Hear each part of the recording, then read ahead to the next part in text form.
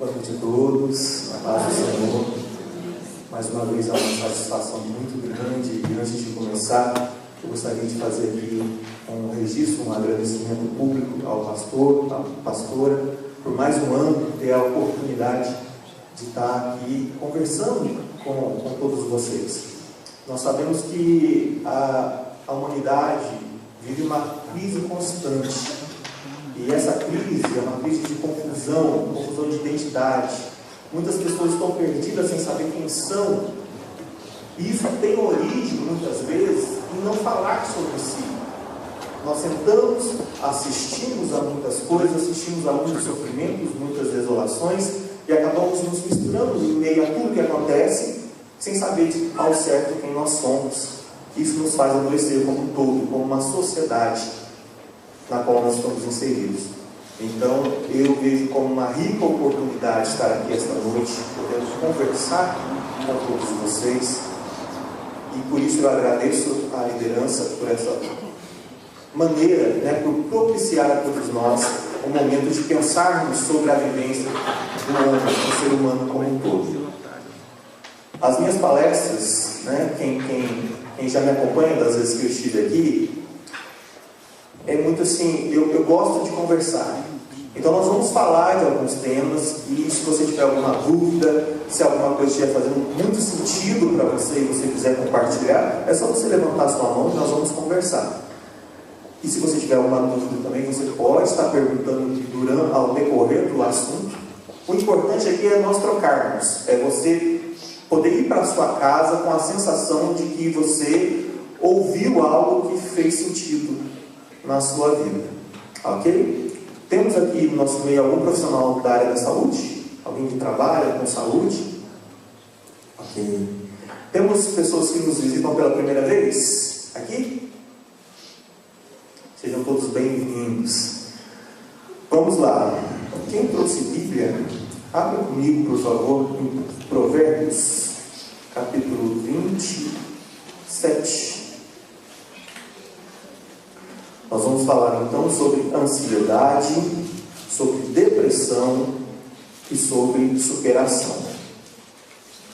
Perdão, Provérbios capítulo 23.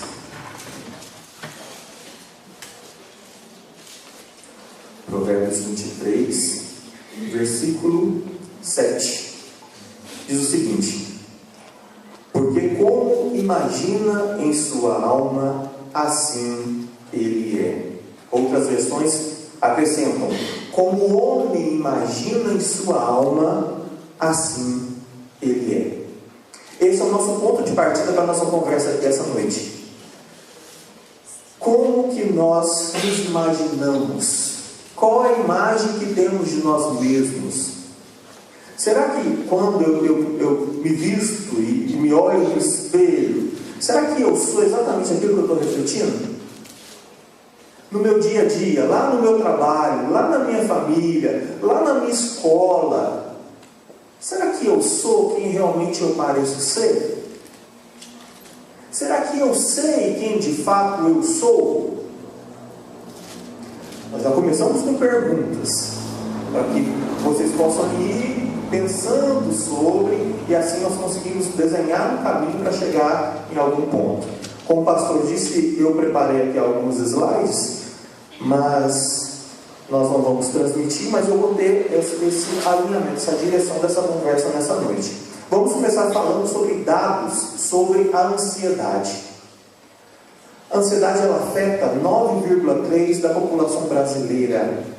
Quase 10% de toda a população, de todos os brasileiros, sofrem com ansiedade. Isso é muita coisa. É como se a cada 100 pessoas, 10 fossem doentes com ansiedade. Desses 9,3, 7,7, ou seja, mais da metade, são mulheres. 5,1 dessas mulheres, além de ansiosas, estão deprimidas. E entre os homens o número cai para 3,6%. Esses são os dados da Organização Mundial da Saúde. Então, a ansiedade é um problema grave que está avançando cada vez mais, está alcançando muitas pessoas, está deprimindo muita gente que não sabe articular com isso, não sabe nem o que sente, não sabe nem como se comporta, só sabe que dói, só sabe que incomoda, que é desajuste diante de outras pessoas. Tá, mas o que é ansiedade? Vamos entender. Ansiedade é um estado de humor desconfortável, é uma apreensão negativa em relação ao futuro, inquietação interna desagradável. Ansiedade é um estado de desconforto muito grande. É quando a pessoa ela não consegue estar em paz, ela não consegue ter uma vida equilibrada, porque ela está sempre em conflito com questões relativas ao futuro. Eu não sei quantos de vocês, mas enquanto eu esperava aqui o início, eu estava sofrendo um pouquinho de ansiedade. Por quê? Nós temos uma pressa, nós temos uma inquietação com o que vai acontecer daqui a 5 minutos, como que vai ser? Nós mais ou menos temos uma programação mental a respeito do que nós queremos, e quando o ambiente não está certo, aquilo vai acontecer, vai realizar, nós ficamos muito aflitos. Isso é da nossa natureza humana. Todos nós sentimos isso. A ansiedade é esse desequilíbrio. A ansiedade é essa insatisfação, esse desconforto. Além de eu ficar pensando o que vai acontecer daqui a 5 minutos, eu começo a passar mal. Já não me importa o tempo presente. Importa o que vai acontecer. Ou o que está parecendo que não vai acontecer. Inclui manifestações somáticas e manifestações psíquicas. O que são as manifestações somáticas? São as dores, as doenças. Quando a cabeça desequilibra e ela solta para o corpo. Nós chamamos de energia psíquica, né? Aquela tensão. Isso vai para o corpo. Daí começam a surgir as nevralgias, as dores, os mal-estar. O corpo começa a sentir. E também manifestações psíquicas, que é o adoecimento da mente mesmo. Do ponto de vista fisiológico, a ansiedade tem uma grande função benéfica. Por quê? A ansiedade, quando em níveis aceitáveis, vamos dizer assim, ela é muito positiva, porque ela me faz ter aquela paradinha de Pelé. Ela me faz parar e pensar um pouquinho na iminência de um perigo, por exemplo. Eu estou andando pela rua e eu vejo um cão, e o cão parece bravo, e ele está lá na frente, eu estou aqui. Essa situação que se estabelece, como eu vou passar por ela, eu preciso continuar andando na rua, mas aquele cachorro, e se aquele cachorro me morder? Essa minha ansiedade de adiantar o que pode acontecer, pode me salvar de uma mordida. Amém? Pode me livrar de um perigo, a capacidade de me adiantar. Só que isso em níveis controláveis. Isso no nível onde eu não vou morrer ali de ver o cachorro. Eu não vou entrar em ataque de pânico, desespero de ver o cachorro. Nem que só morder, eu já caí duro, já desmaiei. Ela faz parte de um mecanismo cerebral que serve para nos preparar para um ataque ou para nos defender de algum perigo percebido, seja ele real ou imaginário. Quando entra nessa questão de real e imaginário, nós partimos para um assunto bastante complexo, que tem muito a ver com o que nós acabamos de ler na palavra de Deus. Nós somos seres humanos e nós estamos exatamente no meio de 2 mundos. Isso eu já falei na última vez que eu estive aqui e torno a repetir. Nós estamos exatamente no meio. Nós estamos no meio da nossa fantasia, daquilo que nós imaginamos, do mundo interior, e nós estamos entre a realidade, aquilo que é real. O tempo todo, enquanto vocês estão sentados aí me ouvindo, vocês podem estar no mundo de vocês.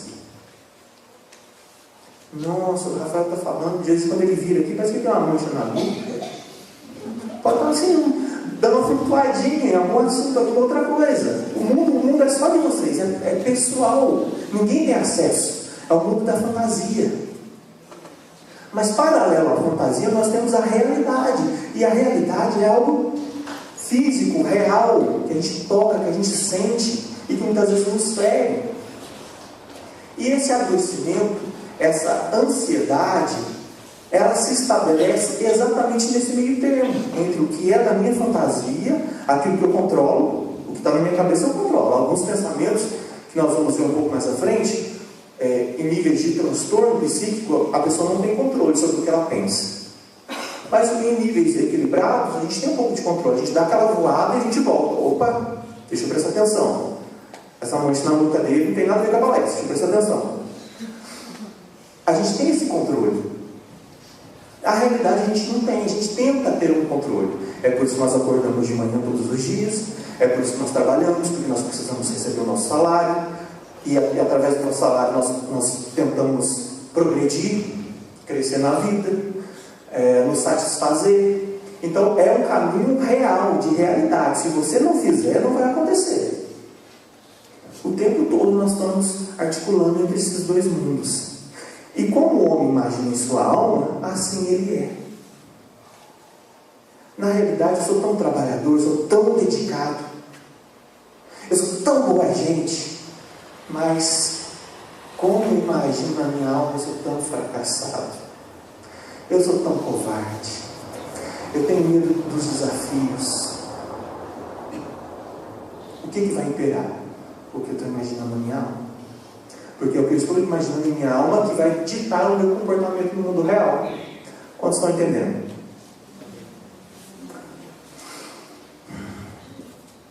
No meio de tudo isso, falando dessa parte fisiológica ainda, do corpo, nós vamos entrar na questão do cérebro, que o cérebro é a máquina que está comandando tudo isso dentro da nossa mente.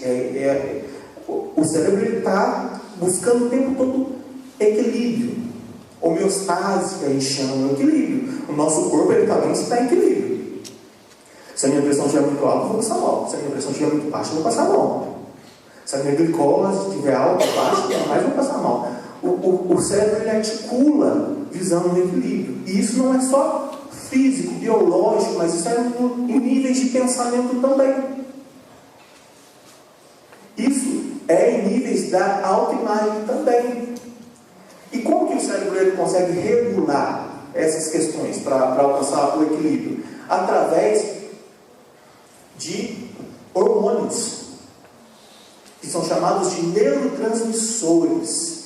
O próprio cérebro ele produz substâncias químicas responsáveis por nos dar equilíbrio. E é por isso que muitos adoecimentos, só a terapia não vai resolver. Muitas questões, por mais difícil que seja dizer isso, tão somente a oração talvez não resolva. Porque é uma questão física e tem a ver com o desenvolvimento da ciência. E eu não sei por que há uma discussão aí fora de pessoas que dizem que a ciência ela briga com a religião, ou a ciência ela briga com o ideal de Deus. Eu discordo disso, porque eu conheço um Deus absoluto, Senhor de toda a ciência. A ciência se dobra diante de Deus. Ele é o Senhor da ciência, e tudo que existe é para Ele, por Ele. Então o remédio houve um início que partiu de Deus. O tratamento foi elaborado por um conhecimento que partiu do Senhor da ciência, que não é o homem. Eu não sei porque fica essa crise, pastor, essa dificuldade que muitas pessoas têm, como se eu for buscar recursos, eu estou negando a minha fé. Onde está escrito isso?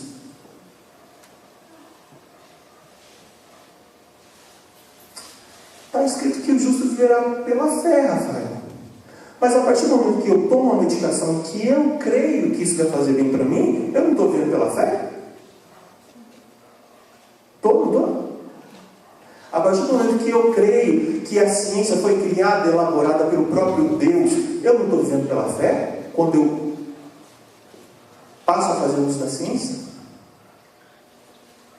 Nós temos que quebrar alguns paradigmas, sabe? Que nos diferenciam e que essa diferença muitas vezes nos faz sofrer. Amém? Voltando. O cérebro ele vai secretar, ele vai liberar adrenalina. A adrenalina ela estimula as reações do corpo ao estresse. O cérebro vai produzir serotonina, que regula a questão do sono e também do nosso humor. E dopamina, que proporciona sensações de recompensa. Não dá para falar de equilíbrio emocional, não dá para falar de uma ansiedade estável, sob controle, sem passar por esses 3 neurotransmissores, por esses 3 hormônios, que é a adrenalina, serotonina e dopamina. Porque uma vai cuidar do corpo e da maneira como que a gente articula com o estresse. O outro vai cuidar do nosso sono, que é fundamental. Quem não dorme bem, não vive bem.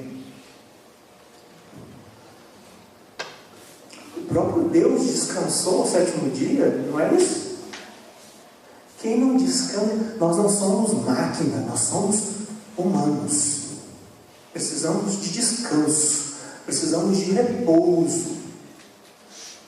Se seu corpo pede descanso, não é vergonhoso você parar um pouquinho, você desacelerar.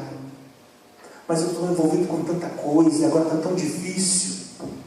Conheço tantas pessoas que adoeceram com esse discurso, pensando só no outro. Não, mas eu não posso parar. Nossa, mas eu carrego muita gente. Nossa, mas tem muita expectativa em cima de mim. E vai, até cair no leito. E aí, o que adiantou? Não somos máquinas. Nosso corpo ele precisa de repouso. E se você não obedecer esse repouso, você vai sentir as consequências disso. E daí eu pergunto, o que te deixa ansioso? Alguém pode dar um exemplo? Sua própria vida? Eu dei um exemplo meu aqui. Enquanto eu estava aguardando e olhava lá, piscava a luz dos slides, vai agora, é agora. E não é agora. Daqui a pouco o projeto estava, é agora. Fiquei ansioso. Comecei até a suar frio um pouquinho, pastor. Alguém pode dar um exemplo de alguma situação que te deixa ansioso? Alguma coisa na sua vida? Que te dá esse desconforto e você fica querendo que algo aconteça logo? E esse momento de espera é muito angustiante. Tudo bem, pode ficar aí no mundo da fantasia de vocês, tranquilo. Sentimentos de ansiedade podem ser causados por muitas coisas e variam de acordo com o que você está preocupado e como você age quando você se sente apreensivo. Dependem de muitos fatores, como genes, vivência e aprendizado. A questão da ansiedade, em soma, resumindo, questão mesmo de herança genética, porque tem a ver com o cérebro, tem a ver com os hormônios, então isso tem muito a ver com a herança genética. Tem pessoas que têm deficiência e que essa deficiência ela vem da linhagem, vem da família, isso é cientificamente comprovado. Muito mais por questões de vivência, como eu estou vivendo os meus dias, como eu estou lidando com os meus problemas, como eu lido com o estresse, porque o estresse ele está aí. Não dá para achar que nós vamos conseguir viver uma vida sem estresse. Não existe. Não existe isso na Bíblia. Aqui na Terra, uma promessa de vida sem estresse, eu desconheço. E não existe isso aonde você quer que esteja. Foi só falando, mas você não conhece meu patrão. Meu patrão é a paz em pessoa. Nossa, você tem que ver que pessoa tranquila. Às vezes, o fato de ser tranquilo para a própria pessoa já é um motivo de estresse, porque às vezes ela é tranquila demais porque ela é omissa. Ela não tem coragem de falar, ela não tem coragem de agir, mas ela não revela isso. Paga de bonitinho, de bonzinho. Mas lá dentro, como o homem se vê em sua alma, se sente um fracassado. É um exemplo, tá? Não é todo mundo que é bonzinho, é fracassado, não, gente. Esse é um exemplo que eu estou dando. Questões de aprendizado. Como você aprendeu. Muita coisa do que você só é porque você aprendeu a ser. Porque te ensinaram que você tinha que ser assim. Você aprendeu quando disseram não? Você aprendeu quando você ficou esperando um não e esse não veio? Deixa para lá. Você aprendeu quando disseram para você seja assim e não te ensinaram como deveria ser? Quando te cobraram algo sem te dar condições para ser? A ansiedade deve estar totalmente envolvida com essa questão de aprendizado. Eu sou cabeça dura. Nossa, tem coisa na minha vida que não dá certo, eu não sei porquê. Eu acabo cometendo sempre os mesmos erros. Eu acabo me envolvendo com pessoas erradas. E sempre as mesmas situações acontecem. Tem um histórico de aprendizado aí.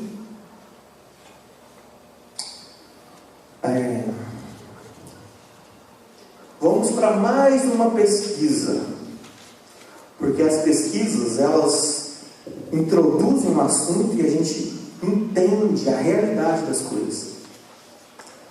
Uma pesquisa foi feita no Reino Unido, lá na Inglaterra, que é uma realidade diferente do Brasil, país do primeiro mundo, uma outra cultura, mas que algumas coisas servem de base para a gente. Essa pesquisa, ela verificou quais as situações despertam mais ansiedade e angústia nas pessoas como um todo. Todo mundo que pesquisava. De todos os que foram ouvidos, 45%, ou seja, quase a metade de todo mundo que foi ouvido, diz que as questões financeiras são a maior causa de ansiedade. E isso é muito interessante. Por quê? Porque, querendo ou não, você tem uma questão financeira na sua vida. Você pode ter uma questão financeira muito bem resolvida. Da mesma forma, você pode ter uma questão financeira muito sofrida. Você pode ter uma questão financeira confortável, empreendedora. Mas todo mundo tem alguma coisa. Todo mundo tem uma carteira, não tem? Ou pelo menos todo mundo tem um bolso para guardar alguma moedinha, alguma nota. Se você tem um bolso, uma bolsa, você tem uma questão financeira por aí. Esse exemplo vai ser bem diferente, mas me veio aqui agora. Mas quase metade das pessoas pesquisadas, 45%, estão preocupadas e diz que questões financeiras são motivo de ansiedade. 27% dos que responderam disseram que questões relativas ao trabalho são extremamente, despertam muita ansiedade, são extremamente angustiantes. Por quê? Porque nós somos o que nós fazemos. Não sei se já aconteceu com você, mas comigo acontece muito. Eu vou conhecer alguém, eu vou me apresentar para alguém, a pessoa pergunta o meu nome, em seguida o que ela pergunta? O que eu faço da vida? Nem pergunta pelo pintinho da nuca aqui, mas pergunta o que eu faço da vida. Ou seja, quando eu pergunto eu já respondo. Já está interligado no que nós somos, na nossa identidade. Você é o que você faz. E muitas vezes você pode estar muito insatisfeito com o que você faz. E a razão da sua insatisfação pode ter a ver com aquele aprendizado lá atrás, que te seguraram, que não deixaram você fazer o que você queria, e você teve que aprender para se virar pela questão financeira. Isso te deixa muito angustiado, desperta muita ansiedade, porque se eu não estou satisfeito com as questões do trabalho, e a questão do trabalho é uma questão muito presente na vida da gente, é todo dia. Eu não trabalho todo dia, mas é presente, né? As pessoas trabalham 2 vezes por semana, 3 vezes por semana, finais de semana, né? Alternam turnos, mas é algo presente. Você não pode simplesmente falar, agora eu vou sair de Perdões e vou parar lá em Varginha. Mas amanhã é sexta-feira. Não, eu vou para lá. Estou tranquilo, estou de férias. Até mesmo quem está condicionado ao período de férias sofre com ansiedade. Ansiedade do início, não vejo a hora de começar. Não vejo a hora de começar. E ansiedade do final. Ai meu Deus, eu vou voltar segunda-feira. 26% responderam que questões com entes queridos despertam muita ansiedade. Quando falamos de entes queridos, estamos falando de relações interpessoais. O que é uma relação interpessoal? É toda a relação que eu estabeleço nesse mundo real, fora da minha cabeça, fora da minha imaginação. É o bom dia que eu dou, é quando eu ouço alguém, é quando eu desabafo alguma coisa, é quando eu escuto uma fofoca. É relação interpessoal. E causa para 26% extrema angústia e ansiedade. Não saber ao certo articular essa troca. Toda relação interpessoal é uma troca. Você dá atenção e você recebe atenção. Só que muitas vezes a gente não consegue fazer essa troca direito. Ou a gente dá demais e não recebe nada, ou a gente recebe demais e não tem nem espaço para compartilhar e perde a graça. Toda relação onde não tem troca, mais cedo ou mais tarde vai ficar enfadonho, vai ficar pesado. Por quê? Porque nós somos seres ativos. Nós temos 2 olhos, nós temos 2 ouvidos e nós temos uma boca. Estamos trocando, observando, navegando entre as realidades internas da minha mente e da realidade física, palpável o tempo todo. Ainda na pesquisa, 36% disseram que as questões relativas ao envelhecimento causam ansiedade. Isso é fácil de entender. Envelhecimento tem a ver com o amanhã. Envelhecimento tem a ver com uma ideia de futuro. E ansiedade, lembra que a ansiedade já está vinculada a um desconforto que eu sinto com relação ao que vai acontecer? Uma inquietação? Envelhecimento. Como que vai ser? Como vai ser as coisas? Como que eu vou estar? Como que as minhas relações interpessoais vão estar quando eu envelhecer? Minha família, meu trabalho, reforma da Previdência. Questões da morte de ente querido e ideia de finitude. Foi o pessoal que respondeu de envelhecimento, foi as 2 questões que eles pontuaram mais. Medo da morte de ente querido causa uma ansiedade. Quando meu filho sai para viajar, quando ele pega aquele carro, aquela moto, aquela bicicleta, nossa, a noite fica grande, até ele chegar eu não durmo. Eu escuto tanto isso. Ideia de finitude, de acabar, de que isso não vai durar para sempre. Isso me causa uma afobação, um calor. Meu Deus! 28% respondeu que são questões relativas à solidão. Solidão causa ansiedade, medo da solidão. Por quê? Já falei, nós estamos trocando o tempo todo. Nós vivemos para o outro. Isso é uma questão tão bonita e uma questão tão dolorida. Nós vivemos para o outro. Nós somos o que nós somos porque em algum momento da nossa vida a gente presta atenção na forma como o outro nos vê. Por isso a gente olha no espelho. Por isso a gente penteu o cabelo. Porque eu não estou vivendo aqui. Não tem um reflexo na minha frente. Mas eu sei que vocês estão vivendo. E cada um articula com isso da maneira que pode. Muitos não estão nem aí. E muitos se preocupam demais. E no meio disso fica a questão da solidão. Como que eu vou ficar no amanhã? Como que eu vou segurar o relacionamento? Os filhos estão crescendo. O marido parece que está desinteressado. A esposa parece que esfriou.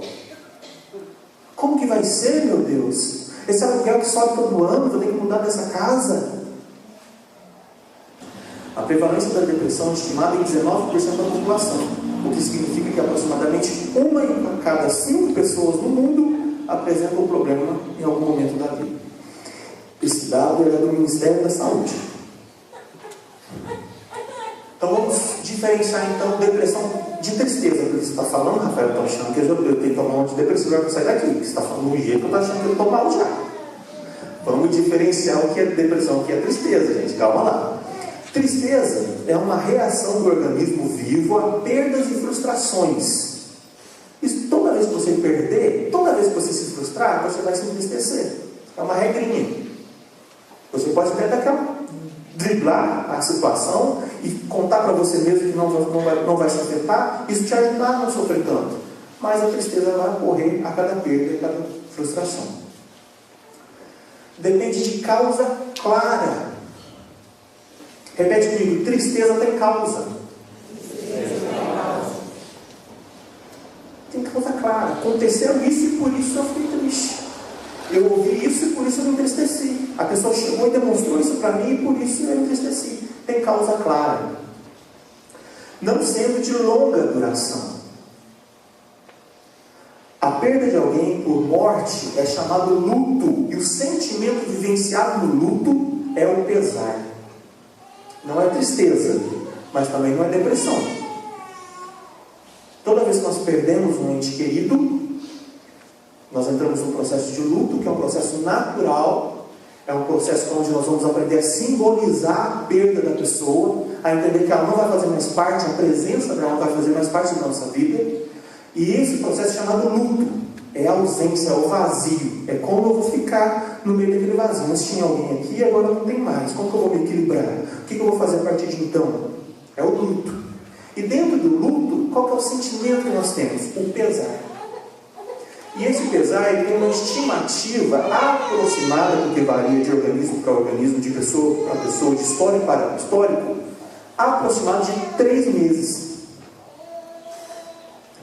É normal, vamos dizer assim, nós vivenciarmos um processo de luto com pesar num período aproximado de 3 meses.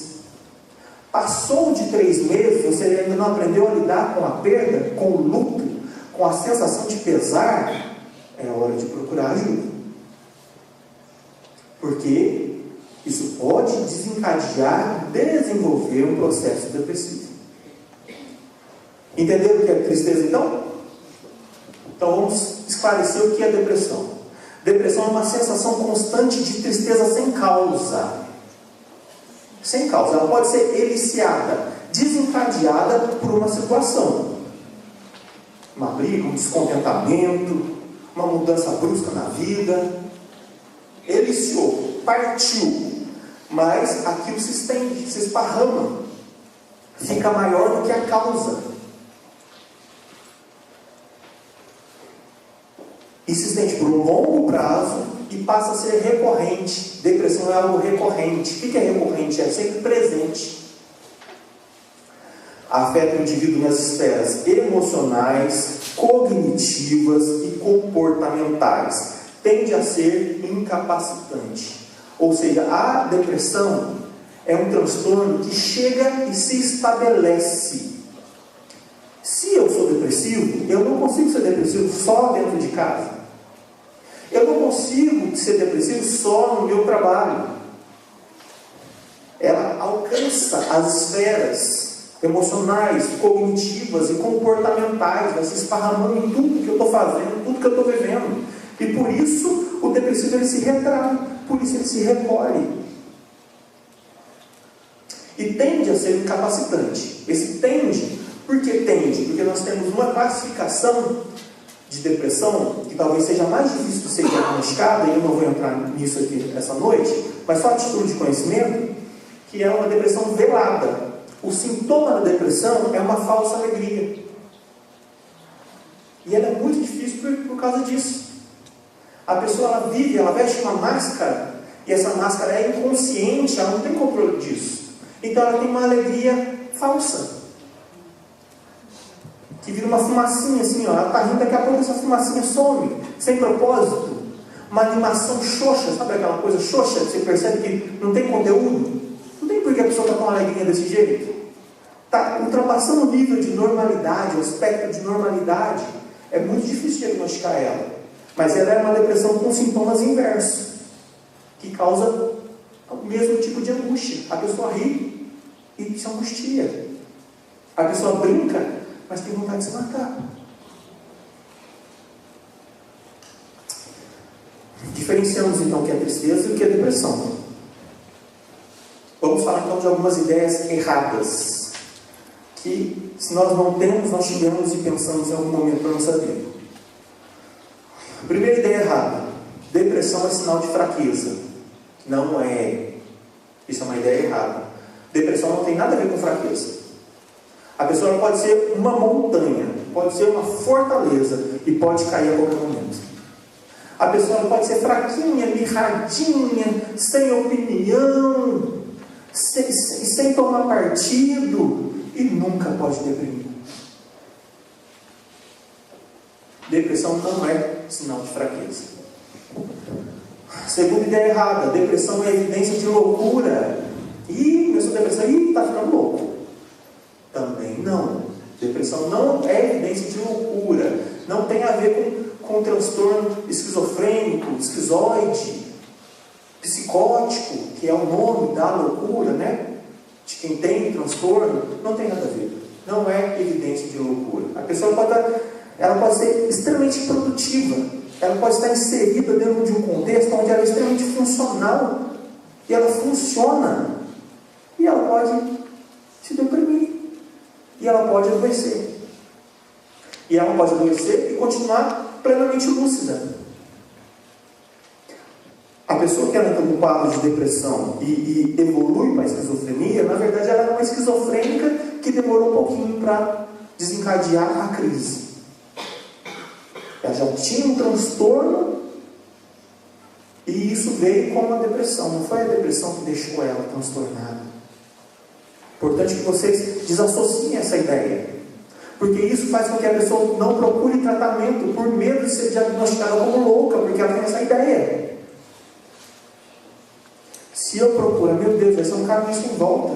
Eu estou ficando, eu não posso contar para ninguém. Ideia errada. Outra ideia errada: depressão é pecado. É uma ideia errada. Depressão não é pecado. Depressão é doença. Repete comigo: depressão é doença. E nem todo mundo que adoece está na prática de pecado, né? Nós somos humanos, estamos num corpo corruptível, num corpo natural, num corpo que se definha ao longo do tempo. É um processo: nascer, crescer e morrer. E nesse processo de desenvolvimento, a gente toma uma chuva muito forte e a gente pega uma gripe. Processo. Se a gente vivencia alguma situação, tem uma predisposição, há uma tendência em se deprimir. A questão aqui, pessoal, tão importante quanto aprendermos a prevenir questões do adoecimento emocional, é aprendermos a buscar tratamento. Porque as baixas, as mortes, os suicídios, não foi porque as pessoas não se preveniram, foi porque deixaram de buscar tratamento, passaram da hora de pedir socorro, ajuda. E eu acredito que muitas das pessoas que morreram, que tiram suas vidas, que é um terror, né? Ninguém fala sobre isso, que é uma coisa pavorosa, é porque muitas delas acreditavam nessas ideias erradas, de que depressão era sinal de fraqueza, de que depressão era evidência de loucura, de que depressão era pecado. E a última ideia errada: pessoas que creem em Deus não têm depressão. Ideia errada. Ideia errada. E temos um exemplo do profeta Elias. Eu gosto tanto daquela passagem. Me dói o coração. Me dói o coração saber que ele desistiu do chamado dele, ele entrou numa caverna, e aí ele se trancou, e o próprio Deus foi na porta da caverna e falou: o que fazes aí? E nem para o próprio Deus ele saiu. Me dói o coração. Mas por outro lado eu vejo um homem, eu vejo um ser humano, eu vejo uma pessoa que foi grandemente usada, mas que não escondeu a sua natureza, para que talvez eu e você aprendesse com ele. Nós aprendemos pelos acertos e aprendemos pelos erros. Pessoas que creem em Deus podem sim sofrer com depressão. E daí nós vamos caminhando para questões sérias, né? E eu percebo a carinha de vocês, assim, o negócio vai ficando mais sério. Falta de diálogo não silencia a dor. Eu estou aqui para dizer isso para vocês. O fato de você deixar de falar do seu sofrimento não significa que você vai sofrer menos. O fato de você deixar de buscar ajuda, de deixar de buscar a sua liderança, os seus pastores, de deixar de buscar apoio, de deixar de buscar tratamento, não significa que você vai sofrer menos. A falta de diálogo não silencia, não cala a sua dor. Quem sofre pelas emoções, sofre em silêncio. E que sofrimento é esse, Rafael? Falamos da ansiedade, falamos sobre a depressão, mas você está falando o tempo todo de uma angústia. Que angústia é essa? Que sofrimento é esse? Eu estou falando sobre a dor existencial. O que baseia a grande maioria dos transtornos, seja eles transtornos de humor, seja as diversas classificações, é a dor existencial. E quando eu falo sobre dor existencial, eu falo de pessoas que são desajustadas, que não sabem existir, que não sabem o que estão fazendo aqui, e por isso se sentem perdidas, ou que até em algum momento da vida se encontram, mas passam um pouquinho e se perdem novamente. Uma dor existencial. Respirar é pesado. Acordar é mais pesado ainda. E daí que a cama seja no infinito. Por que eu tenho que levantar da cama? Essa dor, essa sensação é o que baseia a depressão. Então vamos estudar um pouquinho. Para Freud foi o pai da psicanálise, um médico, um cientista, e ele pensou algo que ninguém nunca tinha dito. Isso foi lá no século XIX, no momento onde a humanidade era outra, os valores eram outros, e ele ousou dizer alguma coisa que é doutrina até hoje. Ele fundou um saber, Freud, e Freud diz que a angústia é um mecanismo de defesa que se organiza a partir do conflito do ego, que o ego enfrenta ao tentar lidar com três instâncias: os desejos do id, as imposições do superego e a existência da realidade. O que é isso, Rafael? Não entendi nada. Freud está falando que essa angústia do existir, ela começa a partir do momento que o eu que estou ali no meio, entre a minha fantasia, a minha cabeça e a realidade, eu me perco quando eu vou lidar com o meu desejo, com aquilo que eu desejo dentro de mim.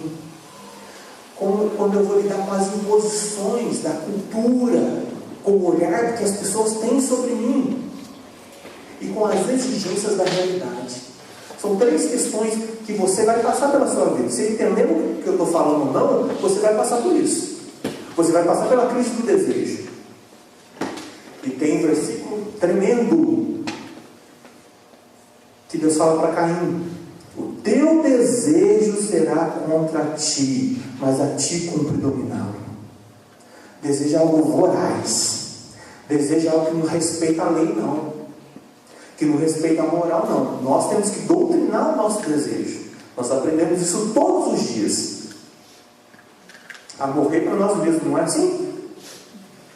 Doutrinando o nosso desejo, porque o nosso desejo é uma fera. Se você alimenta, ele extravasa para tudo, é algo amoral.